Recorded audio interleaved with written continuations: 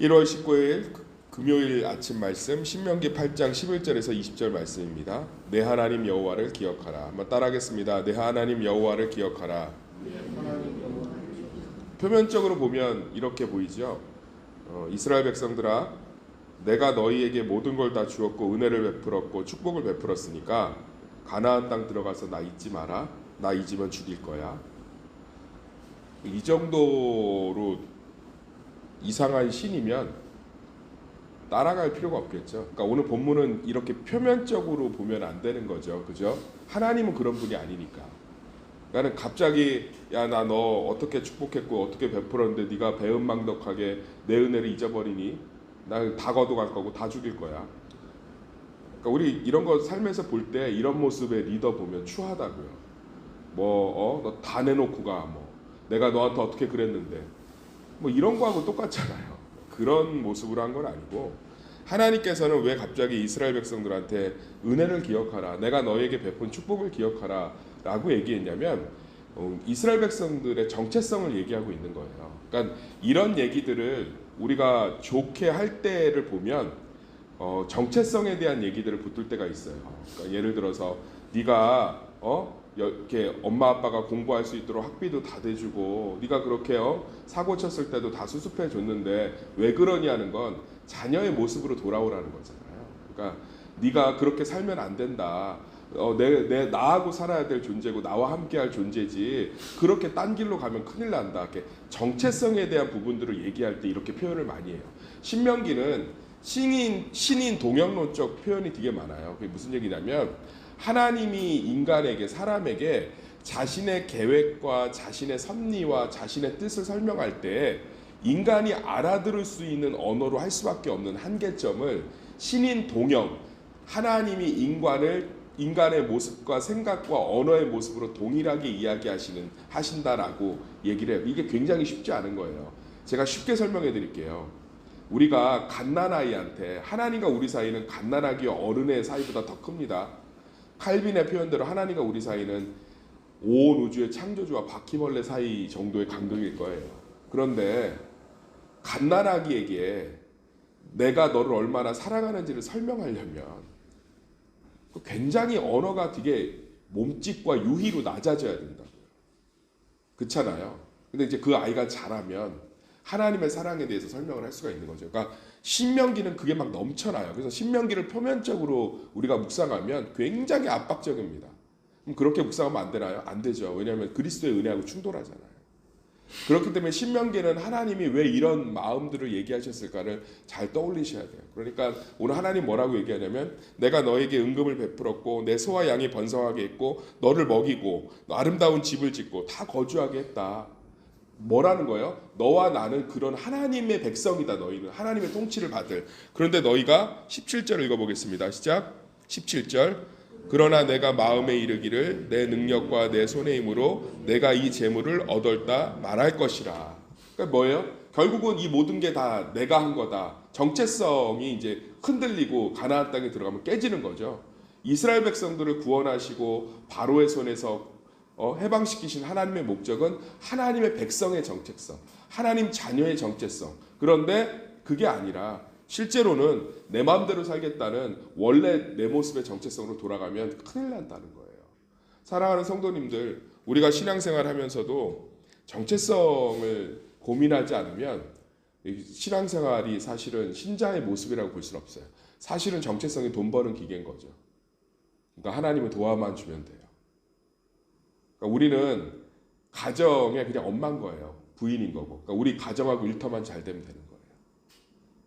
그러니까 우리는 그냥 내가 살아가는데 내 정체성을 가지고 사는 거예요.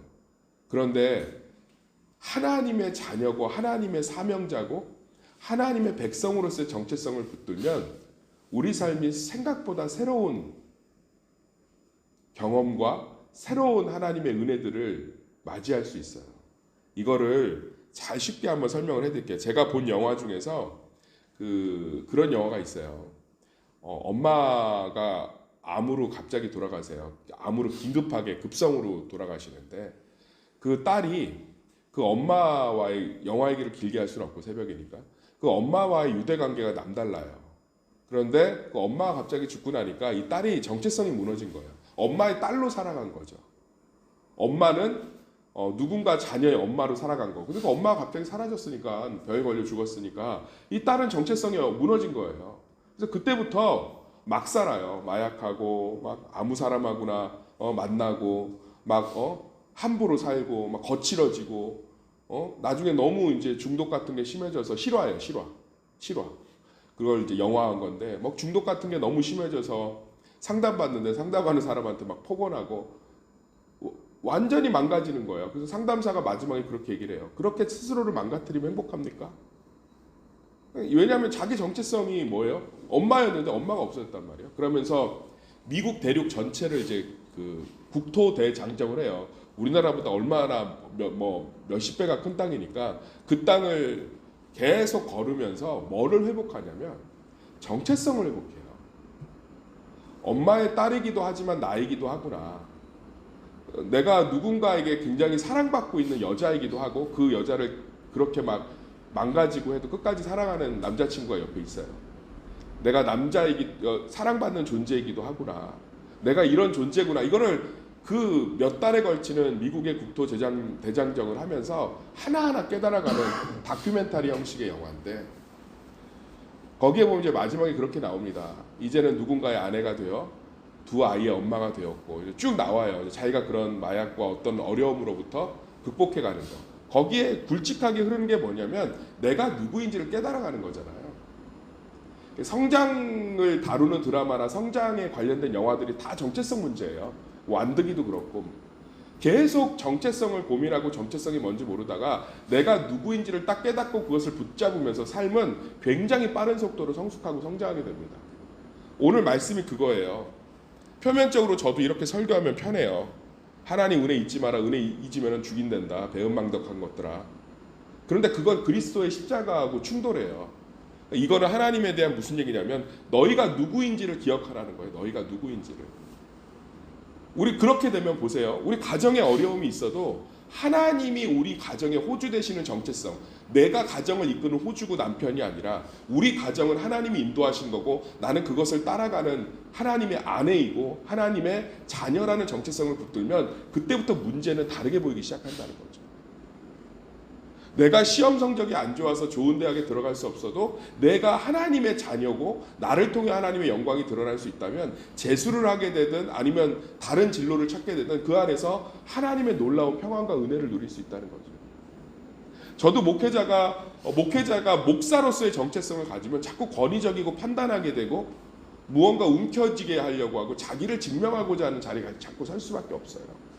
그런데 내가 목회자이기 이전에 하나님의 자녀고 하나님이 나를 통해서 일하시는 하나님의 도구일 뿐이라는 정체성이 바뀌면 어떠한 자리에 있어도 기뻐할 수 있고 어떠한 자리에 있어도 함께 할 수 있는 거예요. 그러니까 우리는 사실 굉장히 하나님의 자녀로 살 수 있는 모든 것들을 하나님께 받았음에도 불구하고 사실은 내 정체성을 하나님에게 두는 것이 아니라 다른 것들에 두면서 살아가는 경우가 되게 많습니다. 그래서 19절에서 20절 말씀 보면 니네가 은혜 잊은 배은망덕한 인간이 되면 19절 읽어보겠습니다. 시작. 내가 만일 내 하나님 여호와를 잊어버리고 다른 신들을 따라 그들을 섬기며 그들에게 절하면 내가 너희에게 증거하노니 너희가 반드시 멸망할 것이라. 배은망덕하면 죽일 거야, 심판할 거야. 그럴 거면 십자가에 뭐하러 내려오셨어요? 그 얘기가 아닙니다. 이렇게 이해하시면 돼요. 내가 만일 내 여호와 하나님을 잊어버리고 다른 신들을 따라 그들을 섬기며 그들에게 절하면 내가 너희에게 증거하노니 너희 그러면 큰일 난다. 그 길은 너희를 위한 길이 아니다. 그 길은 너희를 살리는 길이 아니다. 라고 얘기하면서 하나님께서 뭐하고 계신 거예요? 이스라엘 백성들의 정체성을 명확하게 붙들어주고 있습니다. 사랑하는 성도님들, 우리는 누구입니까? 여전히 그 영화 속의 주인공처럼 내 삶이 무너지고 내 삶에 어려움이 있다고 그냥 막 다 투정하고 널브러지고 원망하고 나를 나대게 하는 것들이 흔들리면 우리가 무너지죠. 나를 나대게 하는 게 하나님 되시길 소망합니다. 그분은 반석이시기 때문에 하나님이 나의 정체성 되면 무너지질 않아요. 흔들리질 않아요. 그런데 이걸 우리가 날마다 까먹어요. 그래서 오늘 계속 얘기하는 거예요. 잊지 마라. 기억해라. 너희가 누구인지. 너희가 누구인지. 내가 누구인지를 정말 오늘 하루 묵상해 봤으면 좋겠어요. 나는 돈 버는 기계인지, 아니면 누군가에게 인정받고 칭찬받고 격려받으면서 살아가는 존재인지, 아니면 끊임없이 희생해야 되는 가족의 구성원인지, 아니면 나는 그냥 이 세상에서 내가 좋아하는 것들을 하면서 사는 그냥 나를 위한 마이웨이, 내 인생인지. 우리의 진짜 정체성은 하나님의 자녀인 줄 믿습니다. 하나님이 우리의 정체성 되시는 줄 믿습니다. 하나님만이 나를 증명하고 또 내가 그 안에서 발견되려는 그 몸부림이 또 우리 안에서 새로운 놀라운 은혜가 되기를 소망합니다. 아마 오늘 말씀을 듣고 하루 종일 한번 묵상해 보셨으면 좋겠어요. 나는 누구인지, 나는 무엇으로 인해 살고 무엇 때문에 살며 무엇이 나를 채워가는지를 하나님 앞에 정말 진솔하게 우리가 대면할 때, 하나님 앞에 우리가 분명하게 서 있을 때, 그래서 다시금 성령의 인도를 따라 나를 구원하시고 나와 함께 하시며 나를 떠나실 리 없고 내 삶을 인도하시며 나와 영원히 모든 것들을 회복하실, 통치하게 만드실 그 하나님을, 그 안에 내가 있음을, 내가 그의 백성임을, 그의 자녀임을 떠올린다면 우리 삶은 생각보다 놀라운 하나님의 은혜들을 경험할 줄 믿습니다.